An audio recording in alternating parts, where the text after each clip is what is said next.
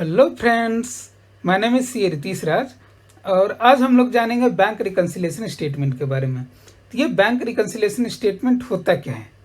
It is a reconciliation statement. Clear है?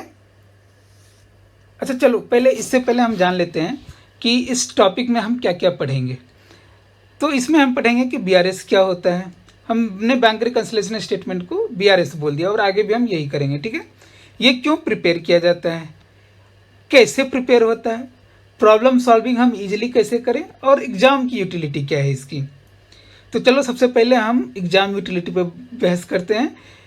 Exam utility इसकी है 10 मार्क्स। आप जो ये पेयर बो रहे हैं ना, इसका फल मिलेगा 10 मार्क्स। आप देख सकते हो सीए फाउंडेशन के नवंबर 19 का जो पेपर है, लास्ट पेपर हुआ, उसमें भी 10 मार्क्स के क्वेश्चन इससे आए हुए हैं। उससे पहले मैं बता दूं ये किन किन लोगों के लिए ज़रूरी है ये टॉपिक। सीए फाउंडेशन सीपीटी के लिए तो ऑलमोस्ट है ये ज़रूरी, 10 मार्क्स के क्वेश्चन आते हैं। सीएस फाउंडेशन में भी ये टॉपिक है, सीए में इंटर में ये टॉपिक है, क्लास 11 में इसका जो बेसिक्स है वो टॉपिक्स हैं आपके। ठीक है, basics means easy problem solving जो क्लास 11 में आती है, बीकॉम पार्ट 1 में है, और अदर फिनेंसेस कोर्सेज जैसे एमबीए वगैरह ये सब जो कोर्सेज है उसमें भी बैंक रिकन्सिलेशन स्टेटमेंट आपको कहीं ना कहीं अदर पढ़नी पड़ेगी या फिर कुछ ना कुछ यूजेज हैं। ठीक है, तो हम आगे बढ़ते हैं। तो हमारा अगला है वीआरएस। What is VRS? देखो सबसे पहले एक चीज़ बताओ, ये सब छोड़ दो, जाने दो। हम मान के चलो आप सबने क्रिकेट खेली होगी। क्रिकेट में 2 टीम होती हैं, ठीक है, टीम ए और टीम बी। अगर ए बैटिंग कर रही है तो बी फील्डिंग कर रही होगी। ठीक है, अब क्या है, जब ए बैटिंग कर रही थी तो ए ने अपने रन रिकॉर्ड करने शुरू किए कि ये अभी हो गए, ये रन हो गए, ये रन हो गए। और बी ने जब फील्डिंग कर रही थी तो बी ने भी अपने रिकॉर्ड मेंटेन शुरू करने शुरू किए कि ए ने कितने रन बनाए। ठीक है, तो एट लास्ट जब सारे ओवर खत्म हो जाएंगे तो दोनों के टोटल मैच होने चाहिए, है ना। तो अगर ए और टीम और बी टीम के अगर टोटल मैच होने चाहिए तो ठीक है, किसी ने बेईमानी नहीं करी, कोई गलती नहीं है। लेकिन आप ये समझो, अगर ए के टोटल ज़्यादा हैं, बी के टोटल 2 रन से कम है, मान लो 180 रन हुए हैं ए के और 178 रन हुए हैं बी के, तो ये 2 रन ढूंढने पड़ेंगे ना। अच्छा, पता क्या चला कि ए टीम जब बैटिंग कर रही थी ना तो एक वाइड बॉल फेंकी थी, उसकी एंट्री बी ने नहीं करी। वाइड बॉल का 1 रन होता है, बी ने उसकी एंट्री नहीं करी, तो फिर क्या करेंगे? अच्छा ठीक है बेटा, क्या करो, बी फिर उस वाइड बॉल का 1 रन ऐड कर देगा। इसी तरह से एक नो बॉल की एंट्री नहीं करी थी, नो बॉल भी 1 रन हो गए। तो अच्छा ठीक है, चलो भैया 2 रन इसके भी ऐड हो गए, तो 180 180 दोनों के हो गए। तो इसको क्या बोलेंगे? इसको बोलेंगे रिकन्सिलेशन। ठीक, तो ये हो गई रिकन्सिलेशन करना। स्टेटमेंट क्या है? अगर उसी को एक स्टेटमेंट के फॉर्म में लिख दो तो वो हो गई कि ये भैया रन रिकन्सिलेशन स्टेटमेंट। वो तो रिकन्सिलेशन स्टेटमेंट था ही, लेकिन किस चीज़ का? रन का। तो हमने बोला कि रन रिकन्सिलेशन स्टेटमेंट। ये मैं हाइपोथेटिकली बोल रहा हूँ आपको, ये कोई समझाने के लिए बोल रहा हूँ, ये कोई लॉजिक मतलब कोई आपको लिखा हुआ नहीं मिलेगा कहीं पे। ठीक है, तो इसी तरीके से आपने बोले आपके गुल्लक में 10 रुपए थे, ठीक है, और पापा ने भी बोले मैंने भी 10 रुपये आपको दिए थे, ठीक है ना, और आपने सारी सेविंग करी और 10 रुपये ही हैं, दोनों मैच हो गए। अब मान लो पापा ने बोले हमने 12 रुपये दिए थे, आपके पास 10 रुपये ही हैं, तो आप क्या करोगे? ढूंढोगे कि 2 रुपये कहाँ गए। पता चला 2 रुपये आपने गुल्लक में डाले ही नहीं, 2 रुपये आपने कहीं और रख दिए। तो बोलेगा अच्छा पापा 10 रुपये गुल्लक में है, 2 रुपये कहीं और रखे हुए हैं, तो आपने जो 12 रुपये दिए थे वो पूरे हो गए। ये क्या हुआ? रिकन्सिलेशन। इसी को एक स्टेटमेंट के फॉर्म में लिख दिया तो रिकन्सिलेशन स्टेटमेंट। ठीक है, तो अब ये आगे बैंक लगा के ये कौन सी बड़ी तीर मार ली इन्होंने, बोला बैंक रिकन्सिलेशन स्टेटमेंट। तो भैया तो bank reconciliation, run reconciliation statement में हमने क्या किया था? रन मैच करे थे। बैंक रिकन्सिलेशन स्टेटमेंट में क्या करेंगे? बैंक बैलेंस मैच करेंगे, सीधी सी बात है। तो भैया जब भी मैच करेंगे, जब आपने टीम ए और टीम बी देखा था, तो चलो आपने एक आपने बोला कि ए टीम है, ए टीम का रन 180 है, बी टीम का रन 178 है, तो आपने बोला रिकॉन्साइल करो। किसको किससे? तो आपने बोला ए को बी से रिकॉन्साइल करो। तो रिकॉन्साइल करने के लिए हमेशा कम से कम 2 एंटिटी होनी चाहिए। क्लियर है? तो बैंक रिकंसिलिएशन में बैंक किससे रिकॉन्साइल करूं मैं, ठीक है ना? अच्छा बोला बैंक किससे रिकंसाइल करेंगे, तो जो बैंक बैलेंस है उसको अपने कैश बैलेंस, जो कैश बैलेंस है उससे रिकंसाइल कर लीजिए, जो कैश बुक है उससे रिकंसाइल कर लीजिए। अच्छा बैंक रिकंसिलिएशन मैं ये मान के चल रहा हूँ, अगर बैंक रिकंसिलिएशन आप पढ़ रहे हैं, मैं ये मान के चल रहा हूँ कि आपने पहले से कुछ कैश बुक वगैरह के बारे में जानते होंगे। कैश बुक क्या है? ये एक कैश का लेजर है, बट क्या है, कैश का लेजर आप एक पेज में नहीं बनाते, क्योंकि एक बिजनेस की ऑलमोस्ट 90% जो ट्रांजेक्शन होती है वो कैश या बैंक, जब मैं यहाँ कैश बोल रहा हूँ तो इसमें बैंक भी है, ठीक ना? कैश या बैंक के थ्रू ही होती है 90% ट्रांजेक्शन। तो उसके लिए आप क्या करते हैं, एक रजिस्टर बना देते हैं। तो जब रजिस्टर बनाते हैं तो उसको कैश बुक बोलते हैं, कैश अकाउंट नहीं बोलते, उसको कैश बुक बोलते हैं, ठीक है? उसमें रिसीट और पेमेंट हम ऐड करते हैं। अच्छा आपने देखे होंगे शायद, अगर कोई बिजनेस परिवार से जो किराना की दुकान करते हैं, वो क्या करते हैं, एक सादे पेपर पे ना लिखते जाते हैं, इससे इतना कैश आया, इससे इतना पेमेंट किया, इतना इससे कैश आया, इससे इतना पेमेंट किया।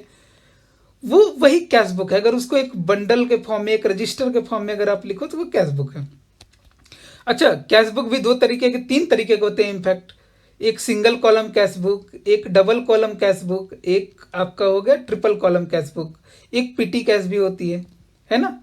तो जैसा आप लोग, मैं ये मान के चलता हूँ कि आपको कैश बुक की जानकारी है और ये कैसे प्रिपेयर होता है वो जानकारी है आपको। तो अब मान लीजिए कैश बुक जो सिंगल कॉलम है उसमें कैश की एंट्री लिखते हैं, जो डबल कॉलम है उसमें कैश और बैंक के अलग अलग कॉलम होते हैं, ठीक है? तो उसमें आप बैंक की एंट्री यहीं पे लिखते हैं और कैश की भी एंट्री यहाँ पे लिखते हैं। तो हमने बोला कि हमें बैंक रिकंसिलिएशन स्टेटमेंट करनी है, तो हमें क्या करनी है, कैश बुक, कैश बुक का कौन सा कॉलम, तो बैंक कॉलम, ठीक है? बैंक कॉलम को किससे मिलाएंगे, बैंक स्टेटमेंट से। अच्छा भैया दोनों तो सुनने में एक ही लग रहा है, कैश बुक का बैंक कॉलम और बैंक स्टेटमेंट। नहीं भैया ये अलग अलग चीज है। क्यों? क्योंकि बैंक स्टेटमेंट या फिर पासबुक इसको बोल सकते हैं आप, ठीक है? ये जो है ये बैंक के पास आपका खाता है, बैंक ने आपको दी है आपकी ये बैंक स्टेटमेंट या पासबुक, ठीक है? जो बैंक ने आपके लिए जो लेजर तैयार किया है उसको बैंक स्टेटमेंट बोलेंगे। और कैश बुक किसने तैयार करा है, अकाउंटेंट साहब आपने, मुंशी जी ने तैयार करा है। तो मुनीम जी ने क्या करा है, एक बिजनेस का कैश बुक तैयार करा है। कैश बुक का कौन सा पर्टिकुलर कॉलम, बैंक का पर्टिकुलर कॉलम, ठीक है? कैश बुक का बैंक कॉलम। तो अगर हम बैंक रिकंसिलिएशन स्टेटमेंट में कैश बुक बोल रहे हैं, ये बाय डिफॉल्ट ये बैंक कॉलम ही है, ओके? तो बैंक रिकंसिलिएशन स्टेटमेंट क्या है, bank reconciliation statement is statement which record differences between bank statement and cash book, ठीक है? तो ये डिफरेंसेस रिकॉर्ड करता है bank statement and cash book के फॉर्म में।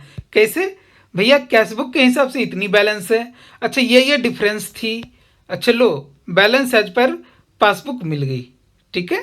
बहुत अच्छा, ये हो गई बैंक रिकंसिलिएशन स्टेटमेंट, सिंपल सी चीज है, ठीक है? अच्छा अगर आपको अभी थ्योरी मान लीजिए कुछ थोड़ी सी टफ लग रही है वो समझने में, कोई बात नहीं, आप जैसे जैसे प्रैक्टिकल करेंगे ना थ्योरी ऑटोमेटिकली आपको समझ में आती जाएगी। अच्छा इसको प्रिपेयर क्यों करते हैं, तो अभी तो हमने समझाया कि दोनों के बीच में कुछ डिफरेंसेस हैं, है ना? तो इससे पहले आप ये समझो डिफरेंसेस अराइज क्यों होते हैं। उससे पहले ये समझो, आप जब बैंक खोलने के लिए जाते हो, बैंक अकाउंट आपके बिजनेस की होंगे, बहुत सारे लोगों के, ऑलमोस्ट सारे लोगों के बैंक अकाउंट होंगे। बैंक आपके लिए क्या क्या करता है पहले ये समझ लो, तो उससे आपको ये क्लैरिटी आएगी कि डिफरेंसेस कहाँ कहाँ चले आते हैं, ठीक है? बैंक रिकंसिलिएशन स्टेटमेंट एक ऐसा सब टॉपिक है जिसमें आपके अकाउंट्स का बहुत कम लेना देना है, ठीक है? कॉन्सेप्ट तो होना ही चाहिए अकाउंट्स के, बट इसको मैथमेटिकल फॉर्म में अगर आप बनाएंगे तो कभी गलती नहीं होगी, ठीक है? ओके, ठीक है ना? तो आप देखिए ये डिफरेंसेस क्यों आती हैं। देखो बैंक सबसे पहले समझो आपके लिए करता क्या है, आप वहां से कैश निकालते हैं और कैश पेमेंट करते हैं, ठीक है? कैश निकालते हैं, कैश रिसीट करते हैं वहां से, बैंक आपके लिए कैश रिसीट करती है, मतलब जब आप जमा करते हैं, और जो बैंक आपके बिहाफ पे पेमेंट करती है, ठीक है? चेक रिलेटेड ट्रांजेक्शन, जैसे मान लीजिए चेक रिलेटेड ट्रांजेक्शन क्या हुआ, मान लीजिए कि आपने एक चेक, आप मान लीजिए बिजनेस है ए लिमिटेड ने एक चेक दिया बी लिमिटेड को, तो बी लिमिटेड क्या करेगा, बैंक में जमा करेगा और बैंक उसको क्लियर करेगी, तो बैंक ने पेमेंट करा। और बी लिमिटेड ने ए लिमिटेड को दिया, तो आप ए लिमिटेड क्या करोगे, उसको अपने बैंक में जमा करोगे, तो बैंक उस पैसे को कलेक्ट करके आपके अकाउंट में क्रेडिट करेगी। अच्छा ठीक है, बट इसमें क्या है, ये एक दिन में तो हो ही जाता होगा ट्रांजेक्शन? नहीं, नहीं होता है ना। क्यों? क्योंकि चेक जाती है क्लियरिंग में, और ये जब क्लियरिंग में जाती है तो इसमें कम से कम 2 दिन का टाइम लगता है या 3 दिन का टाइम लगता है। It takes time. कभी कभी क्या करते हो आप, देखते होगे कि ये बिल का पेमेंट ऑटोमेटिकली कर देती है। जैसे आपने बोल दिया, एक इलेक्ट्रिसिटी डिपार्टमेंट में जाकर बोल दिया कि हर एक महीने जो मेरे बिल आए या क्रेडिट कार्ड ड्यू जो है वो आप ऑटोमेटिकली इस बैंक अकाउंट से डिडक्ट कर लो, तो बैंक आपके ब्याह पे पेमेंट कर देती है बिल्स का। ठीक है, कभी इसकी आपको जानकारी होती है, कभी नहीं होती है, क्योंकि बैंक से जब तक एडवाइस नहीं आएगा हमने इस बिल का पेमेंट करा है, आपको कैसे पता कि इस बिल का पेमेंट करा है। ईएमआई पेमेंट कर देती है बैंक अपने अकाउंट से directly. Insurance premium, rent paid अगर आपने बोला है तो वो डायरेक्टली आपके अकाउंट से डेबिट करके भेज देती है, जो आपने इंटरवल उनको प्रिस्क्राइब कर रखा है। Purchase of share and debenture आपके बिहाफ पे करती है बैंक। ठीक है, बैंक आपके बिहाफ पे डिविडेंड कलेक्ट करती है, इंटरेस्ट कलेक्ट करती है। मान लीजिए आपने कहीं इन्वेस्ट कर रखा है, तो वहाँ पे आपको अपना बैंक अकाउंट का डिटेल देना होता है, तो वो क्या करते हैं, डायरेक्टली आपके बैंक अकाउंट में क्रेडिट करते हैं। इनकम टैक्स का रिफंड, सीधी से आप बात समझो, इनकम टैक्स का रिफंड आपसे पूछते तो नहीं है किस बैंक अकाउंट में डालूँ, वो तो डायरेक्टली आपके बैंक अकाउंट में डाल देते हैं। Fee and other related charges, तो बैंक अगर काम करती है तो उसके बाल बच्चे कुछ खाएंगे कि नहीं खाएंगे, तो उसके लिए वो फी चार्ज करती है। तो और वो फी आपको पता नहीं होता है कि कब चार्ज करी। इसे मान लिया आपसे स्टेटमेंट की फी चार्ज करी उन्होंने 200 रुपये, वो तो तब आपको पता चलेगा ना जब स्टेटमेंट आई। तो ये सारे डिफरेंसेस के रीजन है, आप ध्यान रखना। मैं 2 चीज पढ़ा रहा हूँ, एक तो बैंक क्या कर रही है और डिफरेंसेस क्यों अराइज होती है। और क्या, बैंक आपको लोन देती है ना। बैंक क्या करती है, इंटरेस्ट चार्ज करती है ओवरड्राफ्ट पे। ठीक है, ये जब एडवाइस आएगी तब आपके पास, ये कोई रीजन नहीं है, ये जो आपका जो ओवरड्राफ्ट पे इंटरेस्ट वो आपसे ले रही है, वो जब आपको एडवाइस भेजेगी तब आपको पता चलेगा। बैंक आपकी बिल ऑफ एक्सचेंज की पेमेंट करती है, हुंडी की, और उसको डिस्काउंट भी करती है। अच्छा, पहले बिल ऑफ एक्सचेंज होता क्या है, एक सिंपल लैंग्वेज में ये समझिए। बिल ऑफ एक्सचेंज का मतलब क्या हुआ कि एक हमने लिख के दिया, एक मैंने नोट बनाया, उसमें लिखा कि आई स्वेयर कि मतलब मिस्टर सो एंड सो को मैं 2 लाख रुपए 30 दिन के बाद दूंगा। ठीक है ना, तो वो 2 लाख रुपए मैंने बैंक में दे दिए, बोले क्या कि ये लो मेरा पैसे जमा करो आप, और ये 2 लाख रुपए मिस्टर सो एंड सो को आप दे देना इस डेट पे। ठीक है ना, उस डेट पे बैंक उसका पेमेंट कर देगी। या फिर मान लीजिए आपको किसी ने बिल ऑफ एक्सचेंज दिया है, आप गए बैंक के पास, उनके पास बोले कि भैया ये देखो, ये मेरे पास मिस्टर वाई ने एक बिल ऑफ एक्सचेंज दिया हुआ है, इसको प्लीज़ मुझे डिस्काउंट कर दो, मुझे पैसे की अभी ज़रूरत है। बैंक क्या करेगी, अगर 100 रुपये की बिल ऑफ एक्सचेंज है तो बोलेगी अच्छा ठीक है बेटा, एक काम करो, 95 रुपीज़ तो हम तुमको दे रहे हैं, 5 रुपये हम अपने चार्ज ले रहे हैं। और जब इसके मान लीजिए 30 दिन है, 30 दिन के बाद फिर ये बैंक क्या करेगी, वाई से पैसे ले लेगी। ठीक है, अच्छा इसको हम डिटेल में और आगे भी समझेंगे, बिल ऑफ एक्सचेंज, हुंडी क्या होती है, और भी बहुत सारे काम करती हैं।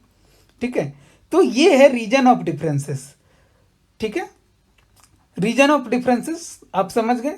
अब तक मैंने आपको बता दिया था कि क्या क्या रीजन्स होते हैं, बैंक हमारे लिए क्या क्या करती है, और उसकी वजह से क्या क्या हमें क्या क्या चीज़ें होती है जो अनजाने, जाने या अनजाने में हमसे रह जाती है, छूट जाती है एंट्री करनी, तो इसलिए ये रीजन ऑफ डिफरेंसेस है। अच्छा, रीजन ऑफ डिफरेंसेस के मेन रीजन क्या है, मैंने लास्ट लेसन में एक एग्जांपल दिया था कि ए टीम है और बी टीम है। डिफरेंसेस तभी हो सकते हैं जब 2 अलग अलग लोगों ने एक ही काम को किया है। अगर मैंने बोला कि एक पिक्चर आप बनाओ, दूसरा पिक्चर मैंने बोला कि मैं बनाता हूँ, तभी इस दोनों पिक्चर में डिफरेंस आएगा। ठीक है, नहीं तो अगर मैं ही दोनों पिक्चर अगर मैं ही बनाता हूँ तो वो डिफरेंसेस नहीं आएंगे, बहुत कम चांसेस हैं। ठीक है, तो रीजन ऑफ डिफरेंसेस, इसका मेन रीजन क्या है कि बैंक स्टेटमेंट कौन प्रिपेयर करता है भैया, बैंक स्टेटमेंट को पासबुक भी बोलते हैं। ठीक है ना, कौन प्रिपेयर करता है, बैंक। क्यों, क्योंकि जब आप बैंक में ट्रांजेक्शन करते हैं तो बैंक अपने खाते में एंट्री करती है। ठीक है, और कैशबुक, मैंने बोला कि कैशबुक का हमेशा बैंक कॉलम लेंगे। कैशबुक अगर हमने डायरेक्ट कैशबुक भी लिखा है तो बीआरएस के पर्पज से वो बैंक कॉलम ही होगा। ये कौन प्रिपेयर करता है? बिजनेस। बिजनेस में कौन? अकाउंटेंट। तो आप अकाउंटेंट बनने वाले हो तो आपको ये चीज़ें तो ज़रूरी है। अब आप बोलोगे कि सर इसको पढ़ने की क्या ज़रूरत है? हमें तो कोई ज़रूरत नहीं है भैया। टैली में तो हम डेट डाल देते हैं, ये चेक इस दिन क्लियर हुई, ये चेक इस दिन क्लियर हुई। वो एक फर्स्ट क्लास मुझे एक बैंक रिकन्सिलेशन स्टेटमेंट बना के दे देता है। बहुत बढ़िया, बहुत अच्छी बात है। तो सब कुछ टैली से ही कर लेते भैया। तो फिर अकाउंटेंट और चार्टर्ड अकाउंटेंट में क्या डिफरेंस है? आपको पता तो होनी चाहिए। वो टैली किसने बनाई? इंसान ने बनाई। उसको प्रोसेस पता था तभी तो उसने कोडिंग करी। वो कोडिंग आपको सिखा रहे हैं। आपको वो जो टैली का जो बेसिक जो है ना, जिसने बनाया होगा वो आपको बनना है।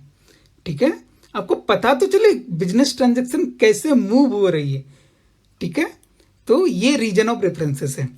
तो देखो, अच्छा ये जो ऊपर जो हमने एग्जाम्पल लिए थे, ठीक है, ये जो एग्जाम्पल लिए थे इसमें क्या, इसी को देखो।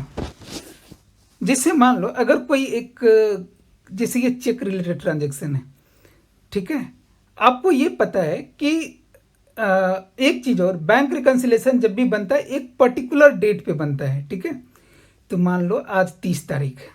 ठीक है, ठीक, आज मैं एक बैंक रिकन्सिलेशन स्टेटमेंट बना रहा। मैंने बैंक से स्टेटमेंट मंगाया और अपना कैश बुक मंगाया। ठीक है, अब क्या हुआ, अब मैंने 29 को एक चेक डाला था। मैंने 29 को एक चेक डाला था, डिपॉजिट किया था। ध्यान देना, देखो बैंक रिकन्सिलेशन में लोग कहाँ फंसते हैं? सिर्फ वर्डिंग पर फंसते हैं। वर्ड अगर आपको क्लियर है, उसका मीनिंग क्लियर है कि क्या हो रहा है बिजनेस में, तो आपको ये स्टेटमेंट बनाने में कोई प्रॉब्लम नहीं आएगी। तो आपको क्या है, सिर्फ ये देखना है कि वर्डिंग क्या है। मैंने क्या बोला? मैंने एक चेक डाला था। अच्छा, तो कौन सा चेक डाला होगा भाई? जो कस्टमर ने आपको दिया होगा वही तो आप डालोगे। अच्छा एक चीज बताओ, अगर आप जो चेक इशू करोगे वो बैंक में कौन डालेगा? जिसको इशू करोगे वो डालेगा। तो आप कौन डालोगे? आप कौन सा चेक डालोगे? मतलब डिपॉजिट कौन सा चेक करोगे? जो आपको सामने से मिलेगा। मिलेगा मतलब कोई आपको चेक क्यों देगा? बोलेगा पैसे देने के बदले चेक देगा। ठीक है, तो आप उस चेक को क्या करोगे? आपको मान लो मैंने चेक एक इशू करा, आप क्या करोगे? अपने बैंक में जाओगे और बैंक आपको क्या करेगी? वो पैसे आपके अकाउंट में क्रेडिट कर देगी। क्लियर है? ठीक है ना? तो अब मान लो मैंने बोला कि एक चेक मैंने डाला था। ठीक है, तो वो किस लिए हमने डाला होगा? कलेक्शन के लिए, है ना? पक्का? ठीक है, अब देखो, अब हमने कलेक्शन के लिए डाला होगा। तो अब क्या है, हमने 29 तारीख को डाला था। अब क्या हुआ कि वो चेक तो क्लियर होने में 3 दिन लगते हैं मान लो। तो ये तो 2 तारीख को, मान लो आज ये 30 अप्रैल है, तो ये तो 2 मई को जाके क्लियर होगा, सपोज करो। तो अगर 2 मई को जाके क्लियर होगा तो हम तो 30 तारीख को बना रहे हैं, है ना? तो डिफरेंस तो आएगा। क्यों? क्यों डिफरेंस आएगा? क्योंकि जब हम तो बैंक वाले नहीं है ना, हम जब कैश बुक में इसको रिकॉर्ड कर रहे होंगे तो हम लिखेंगे कि भैया मेरा तो बैंक बैलेंस बढ़ गया, ये चेक हमने डाल दिया। ठीक है, लेकिन बैंक बोलेगा भैया मेरे पास तो अभी तक आया ही नहीं क्लियरिंग में। ठीक है, तो इसमें किसकी गलती है ये बताओ? आपकी गलती है? नहीं, आपकी गलती नहीं है। क्यों? क्योंकि आपने तो सही एंट्री करी है कैश बुक में कि आपको तो पैसे मिल गए चेक के फॉर्म में। चेक एक लिक्विड सिक्योरिटी, मतलब लिक्विड एसेट है। ठीक है, अच्छा बैंक की गलती है ना? बैंक की भी गलती नहीं, उसके पास क्लियरिंग में तो पैसे ही नहीं आए, तो बैंक की भी गलती नहीं है। तो किसकी गलती है? तो भैया समय की गलती है। समय की गलती हो गई। ये तो क्या हो गया? क्यों? क्योंकि इसमें टाइम लगता है, तो ये टाइम की गलती है। ठीक है, देखो अब जैसे ये हुआ, मान लो कि एक इंश्योरेंस प्रीमियम बैंक ने, आपने ईसीएस लगाए हुए, तो ईसीएस समझते हो? जो डायरेक्ट डेबिट हो जाती है। आप जैसे आपकी ईएमआई है, आप बोलते हो कि भैया आप बैंक से ऑटोमेटिक डिडक्ट कर लेना। इसी तरीके से आपने इंश्योरेंस एलआईसी वाले को बोला था कि भैया ये लो मेरा बैंक का डिटेल, इसमें से डायरेक्टली आप डेबिट कर लेना, मैं कितना आपको ज़्यादा पे करते रहूँगा। तो अब मान लो इंश्योरेंस प्रीमियम बैंक ने डिडक्ट कर लिए और इंश्योरेंस कंपनी को पे कर दिया, आपको पता ही नहीं। आपके पास बैंक स्टेटमेंट आया तो आपने देखा अच्छा इंश्योरेंस प्रीमियम था, अच्छा इसने बैंक ने पे किया। किसकी गलती है ये ना तो आपकी गलती है ना ही बैंक की गलती है, ये ओमिशन है क्योंकि आपको पता ही नहीं था। आपको पता ही नहीं था ना इंश्योरेंस प्रीमियम पे किए हैं बैंक ने, तो आपने क्या बोला कि अच्छा ठीक है बैंक ने इंश्योरेंस प्रीमियम पे किए हैं तो उसकी एंट्री कर दो, ये ओमिशन है। ठीक है, ओमिट हो गई थी एंट्री। ठीक है, सिमिलरली मान लो जैसे ये इंटरेस्ट है। ठीक है, ये ना बैंक ने फी चार्ज कर ली आपसे। ठीक है, बैंक ने जब फी चार्ज करी तो क्या हुआ, आपको पता नहीं था, आपने तो अपने कैशबुक में कोई एंट्री नहीं करी। अच्छा फी चार्ज किया होगा तो क्या किया होगा, बैंक ने अपना बैंक के हिसाब से उन्होंने आपका बैंक बैलेंस कम कर दिया होगा। मान लो 100 रुपये की, अगर आप मान लेते हैं कि 100 रुपये की बैंक चार्ज है तो 100 रुपये से आपका बैंक बैलेंस कम कर दिया होगा, लेकिन आपने कैशबुक में कोई एंट्री नहीं करी होगी, है ना। बिल्कुल, तो इसमें किसकी गलती है, इसमें भी किसी की गलती नहीं है सर, ये तो हमसे छूट गई एंट्री, ओमिट हो गई, ये ओमिशन है। ठीक है, लेकिन अगर मानो अगर आपको पता है कि आपने कोई चेक इशू करा है, ठीक है, चेक इशू करा है, कहानी सुनना, ये सब कहानी है। ठीक है, आपको बैंक रिकंसिलिएशन स्टेटमेंट में सिर्फ कहानी सुननी है। कहानी सुनोगे, जितना सोचोगे, कॉमन सेंस लगाओगे और हर एक ट्रांजेक्शन का ये सोचोगे इसका हमने क्या किया होगा आगे और उन्होंने क्या किया होगा। अच्छा मैं उस पर भी आता हूँ बाद में, ठीक ना, वैसे उतना ये इजी टॉपिक हो जाएगा आपके लिए। तो मैं अभी किस बात पे आपको बोल रहा था, मैं बोल रहा था कि मान लो कि आपने एक चेक इशू करा, वो क्लियर भी हो गया लेकिन आपने एंट्री नहीं करी, तो ये ओमिशन नहीं, ये एरर है आपकी। आपको पता था इसीलिए, लेकिन आपने एंट्री नहीं करी, उस वजह से भी डिफरेंस आएगी। तो दो ही रीजन है बैंक रिकंसिलिएशन स्टेटमेंट बनाने के, डिफरेंस के क्या क्या रीजन है, एक टाइमिंग डिफरेंस, समय की गलती, और दूसरा एरर एंड ओमिशन। मेरे ख्याल से ये समझ में आई होगी बात। ठीक है, इसको सोचना, स्लाइड को आप रोक दो, स्लाइड रोकने के बाद आप सोचो, जो मैं बोल रहा हूँ वो सोचो। ठीक है, इसमें और कुछ भी नहीं है, सिर्फ सोचना है। ठीक है, तो टाइमिंग डिफरेंस कैसा हुआ, जिसे आपने चेक इश्यू कर दिया बट प्रेजेंट नहीं किया। ठीक है, cheque issue but not presented, क्या मतलब हुआ, आपने चेक इशू किया होगा, चेक आपने दिया है तो किसी को किस लिए दिया होगा, किसी को पेमेंट के लिए दिया होगा। ध्यान देना, ये यही सब वर्डिंग सिर्फ प्रॉब्लम करती है वीआरएस में, और कुछ भी प्रॉब्लम नहीं है इसमें। ये सिंपल मैथमेटिकल फॉर्मूला है, सिर्फ ये वर्डिंग प्रॉब्लम करती है। अकाउंट्स का ना मतलब 15% आपका यूज होगा, बाकी सारा का सारा मैथमेटिक्स है इसमें। ठीक है, तो आपने चेक इशू करा तो किसको करा होगा, मान लो हमने अपने, मान लीजिए आपको मिस्टर एक्स को एक चेक इशू करा, तो चेक इशू करा तो आपको किसी पेमेंट के लिए इशू करा होगा, तो इसको प्रेजेंट कौन करेगा, मिस्टर एक्स करेगा। अब ये एक्स की मर्जी, वो मान आज चेक इशू किए हैं, वो मान लो 5 दिन के बाद वो प्रेजेंट करता है, और प्रेजेंट करने के बाद भी मान लो क्लियरिंग का चेक है, उसमें 3 दिन और लग जाते हैं। तो इसमें किसकी गलती है, ये एंट्री तो आपने करी होगी कैशबुक में कि हमने तो पेमेंट कर दी। कैशबुक में जब भी बोलूँ आप बाय डिफॉल्ट बैंक कॉलम लेना उसका। ठीक है, तो चेकबुक तो आपने ऑलरेडी बोल दिया कि हमने तो बैंक से भैया पे कर दिया चेक, बैंक ने बोला मेरे पास तो आया नहीं। तो ये कौन सा डिफरेंस है, टाइमिंग डिफरेंस। अच्छा सोचो, आपने अगर इस तरफ मान लो ये पूरा ये है, इधर कैशबुक है इधर बैंक है। अच्छा आप जब भी कोई जर्नल एंट्री करते हो, अगर बैंक वाले ने जनरल एंट्री की होगी तो बैंक के हिसाब से की होगी, है ना, और अगर कैशबुक पे एंट्री की होगी तो आपने बिजनेस के हिसाब से करी होगी। सोचो आपने एक चेक इशू किया मिस्टर एक्स को, एंट्री क्या मारी होगी, mister X account debit to bank account, right, और क्या किया होगा, बैंक अकाउंट में आपने इसको क्रेडिट साइड में, मतलब अगर बैंक का बैलेंस अगर डेबिट है, बैंक सिंस एसेट है, बैंक बैलेंस अगर मान के चलो ये डेबिट है, तो आपने क्या किया होगा, बैंक आप अपने बैंक आपके हिसाब से जो बैंक बैलेंस है उससे इसको घटा दिया होगा। ठीक है, क्योंकि आपका बैंक बैलेंस घट गया, आपने पेमेंट कर दी, लेकिन बैंक ने क्या एंट्री करी होगी, बैंक ने बोला भैया मुझे तो पता ही नहीं है। मान लो अगर बैंक में भी आ गया तो बैंक क्या करेगी, बैंक करेगी, क्या करेगी आप बताओ, क्यों? क्योंकि आपने चेक इशू करा है। अगर आपने चेक इशू करा है तो आपको क्या करेगी, वो डेबिट करेगी, X account debit to bank, मतलब उसका जो सेल्फ का अकाउंट होगा वो टू जो बैंक अकाउंट है वो। क्लियर है? तो बैंक क्या करेगी, तो बैंक क्या करेगी, वो आपका बैलेंस आपके बैंक स्टेटमेंट में आपको डेबिट कर देगी उस अमाउंट से, तो उतने से आपका बैलेंस घट जाएगा। अच्छा एक चीज़ देखो, ये तो सिंपल अकाउंट्स है ना। अगर आपके लिए बैंक बैंक में आपने पैसे जमा करे, वो एसेट है आपके लिए, तो बैंक के लिए क्या होगा, बैंक में हमने पैसे जमा करे तो बैंक के लिए, मान लो मैं बैंक हूँ, मैं यूनियन बैंक ऑफ इंडिया हूँ, आप कस्टमर हो मान लो, तो आपने पैसे जमा करे हमारे पास, तो मेरे लिए आप लाइबिलिटी होगी क्योंकि मुझे पैसे वापस देने हैं, तो बैंक के लिए लाइबिलिटी है और बिजनेस के लिए एसेट है। ठीक है, तो ये क्या करेगी, अपनी लाइबिलिटी कम करेगी बैंक। अगर मान लीजिए चेक इशू कर दिया और मान लो वो प्रेजेंट भी हो गया और पास भी हो गया, तब क्या करेगी बैंक, बैंक अपनी लाइबिलिटी कम करेगी और आप अपने एसेट को कम करेंगे, तो दोनों मैच कर जाएगा। लेकिन प्रेजेंट नहीं हुआ है तो आपकी लाइबिलिटी बढ़ी हुई होगी, मेरा एसेट कम होगा, यही हो सकता है। सोचना, इस बात को सोचो आप।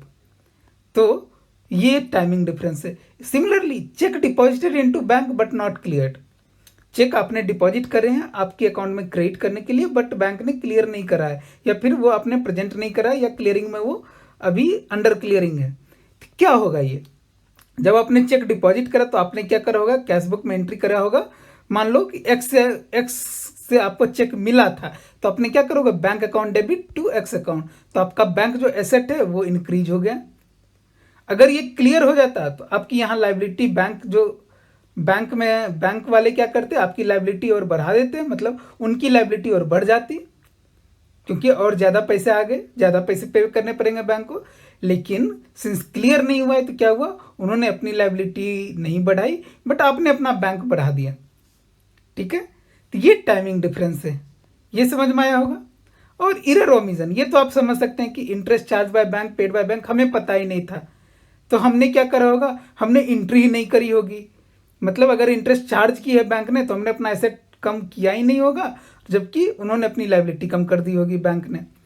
इसी तरीके से dishonour of cheques, direct deposit by customer, cheque amount wrongly entered. ठीक है, चलो जैसे मान लो डायरेक्ट डिपॉजिट बाय कस्टमर है, कस्टमर ने डायरेक्टली डिपॉजिट कर दिया आपके अकाउंट में, तो बैंक तो आपका लाइबिलिटी, बैंक के हिसाब से लाइबिलिटी उनकी बढ़ गई, लेकिन आपको पता ही नहीं, तो आपने एंट्री नहीं करी। तो ये एरर एंड ओमिशन है। बस इसको सोचना कि आपने क्या किया होगा और बैंक ने क्या किया होगा और गलती कहाँ पे हुई होगी, बस इतना सा सोच लो, आपका पूरा का पूरा वीआरएस हो जाएगा। इसको स्लाइड आप रोक के आराम से सोचना इसको। ठीक है, इसके बाद हम लोग आएंगे थोड़ा सा इसको कैसे सॉल्व करेंगे, सॉल्विंग प्रॉब्लम पे आएंगे। आज के लिए बस इतना ही। Thank you so much.